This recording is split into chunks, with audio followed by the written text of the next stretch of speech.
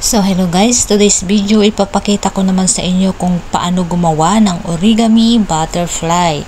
So ito guys, ang first step, ifo-fold lang natin ng half. Ang purpose nito guys, para madali natin gawin ang ating proyekto. So ayan guys, gumamit pala ako ng ganitong papel para mas maganda. But you can use any kind of paper guys. Depende na kung ano yung gusto nyong gamitin. So ayan, ifo-fold natin siya ng ganito. Just follow this tutorial guys, napakadali lang niya.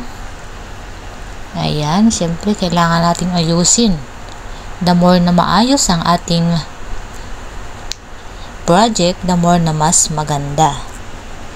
And so ayan, pag okay na siya guys, ayan, ifo-fold natin ng kalahati ulit. Ayan. Dapat pantay-pantay. And then gugupitin natin yung one side niya guys ng pa-curve. Okay, ganyan lang. And then open it. So tingnan natin guys kung ano yung mas magandang front view ng ating gagawin. So ayan, dahil mas maganda yung sa kabila, binaliktad natin. Pero mas maganda guys kung double colored ang ating gagamitin. So ayan, inayos ko na. Binaliktad lang natin siya guys. And then after that, next step, ifo-fold natin siya pataas. Yung one side lang guys. Ayan. Pagkatapos niyan guys, babaliktarin natin and then ifo-fold naman natin sa kabila.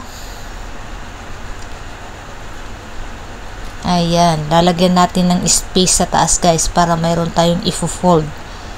Ayan, at yan ang magsisilbing head ng ating butterfly. And then, ifo-fold ulit natin ng half. So, nakikita nyo guys, may korba siya.